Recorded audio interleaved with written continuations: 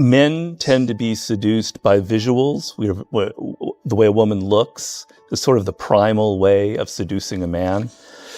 Women are very prone to words, to the verbal aspect. And so many of these great early seducers were just great talkers. Benjamin Disraeli is one of the greatest seducers ever. I mean, absolutely brilliant. First of all, consider this. He was a dark-skinned Jewish man in England who became prime minister. And imagine the prejudice against somebody like that in a country like that. How did he ever do it? Because he was a charmer, a seducer. He could seduce the birds out of the trees. He seduced Queen Victoria. She was madly in love with this dark-skinned Jewish man. And the whole art of it was, for Disraeli, was to make the other person feel like they were special, they were brilliant. There's a quote I have in the book. There's this woman who said, after sitting next to Gladstone at dinner, Gladstone was the great rival of Disraeli. After sitting next to Gladstone at dinner, I thought he was the most brilliant man in England. After sitting next to Disraeli at dinner, I thought I was the most brilliant woman in England. Gladstone irritated people because he was so argumentative, so superior. Disraeli charmed everyone because he made you feel like you were special, you were brilliant. And he gave you the sense that you were the star of the show. I'm afraid that Mr. Disraeli is too kind. He finds all ladies beautiful. Well, in this company, I cannot deny it.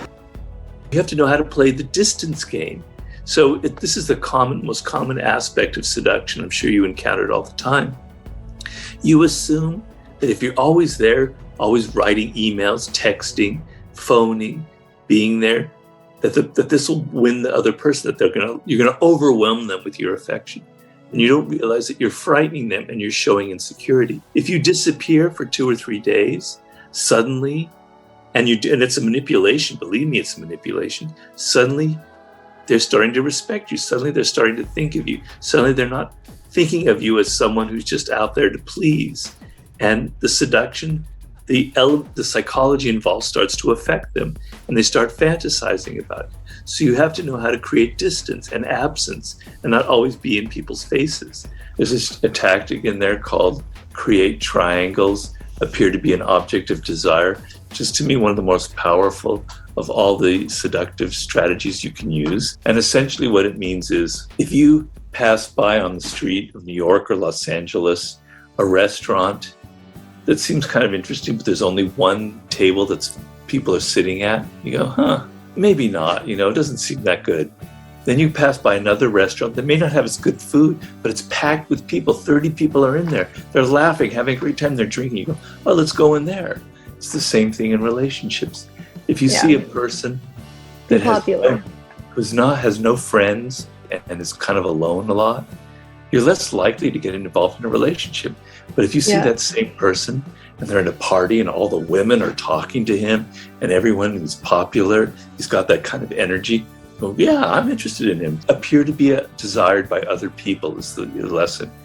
I can't get inside Lewis Howe's thoughts, it's impossible, but I can get inside your moods and emotions because we humans are very susceptible to the moods of other people. We can feel them.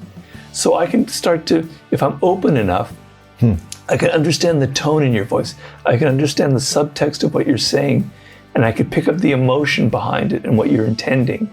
And once I do that, doors open up to you, left, right, and center. The whole universe opens up to you once you're able to put yourself in the mindset and the point of view of other people, enter their spirit. One of the greatest male seducers that ever lived was Errol Flynn, the actor.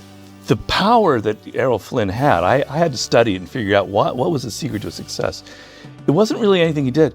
He was completely undefensive.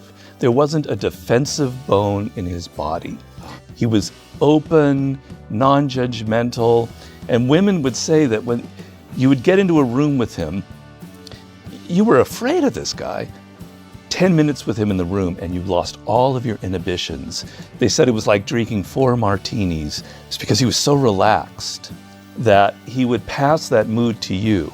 Human beings are not just logical animals. We're physical, we have bodies, and our emotions, our physicality responds to the physicality of the other person.